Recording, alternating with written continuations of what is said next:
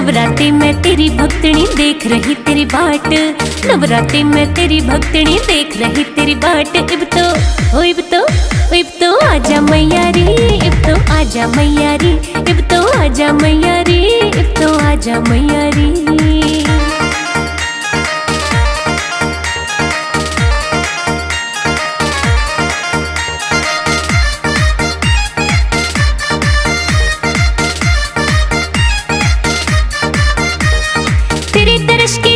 छोटे सारे काम जरूरी, तेरे खातिर तैयार करे मन छोले हलवा पूरी।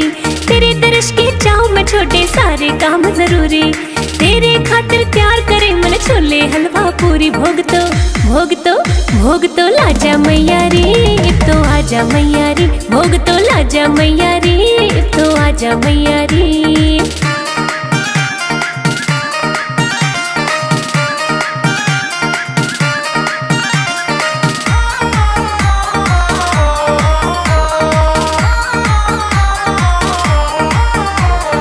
तेरे स्वागत खातिर मामन प्यार त पलक बिछाई, घूमन गई बाजार प्यार ते लाल चुनरी लाई। तेरे स्वागत खातिर मामन प्यार त पलक बिछाई, घूमन गई बाजार प्यार ते लाल चुनरी लाई। ओढ़ दिखा जा मैया रे, इब तो आजा मैया रे, ओढ़ के दिखा जा मैया रे, इब तो आजा मैया रे।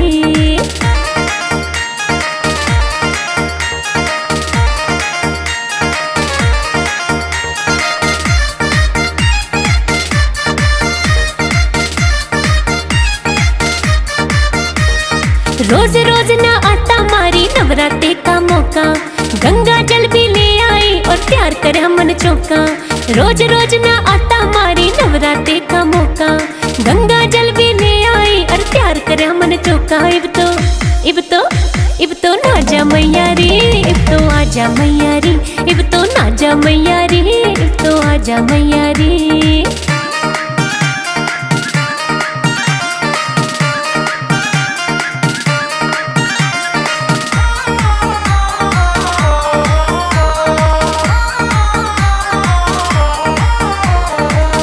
दर्शन करता माँ कोई अच्छी किस्मत आला, तू तो जाने तेरी भक्तनी रोज रटे तेरी माला। तेरे दर्शन करता माँ कोई अच्छी किस्मत आला, तू तो जाने तेरी भक्तनी रोज रटे तेरी माला। भाग जगा जा मैया रे, इब तो आजा मैया रे, तू भाग जगा जा मैया रे, इब तो आजा मैया रे। नवरात्रि में तेरी भक्तनी देख रही तेरी बाट, नवरात्रि में तेरी भक्तनी देख रही तेरी बाट। इब तो आजा मैया रे, इब तो आजा मैया रे, इब तो आजा मैया रे, इब तो आजा मैया रे।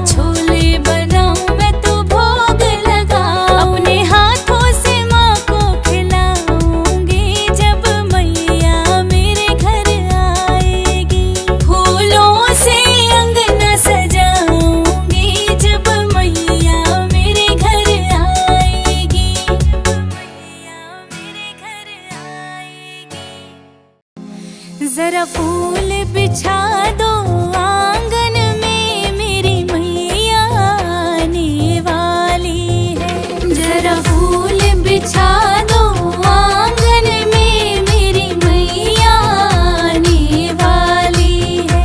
जरा फूल बिछा दो आंगन में, मेरी मैया आने वाली है।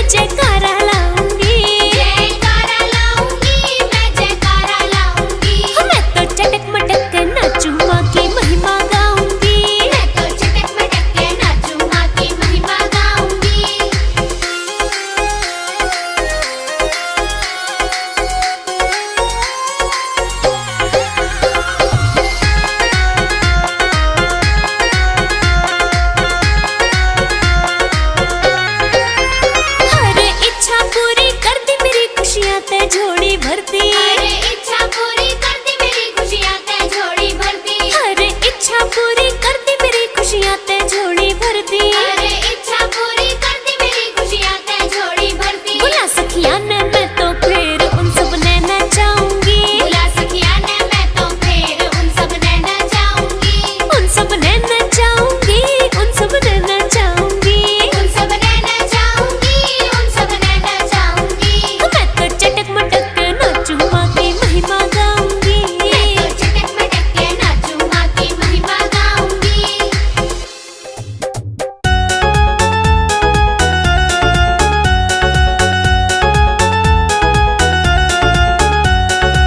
पवन उड़ा के ले गई रे मेरी माँ की चुनरिया।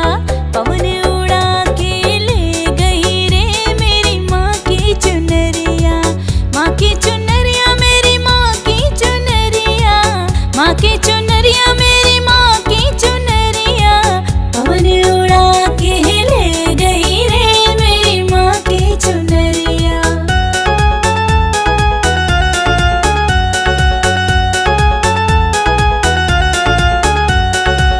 उड़ के चुनरिया के राश पे पहुंची। उड़ के चुनरिया के राश पे पहुंची। गोरा जी के मन को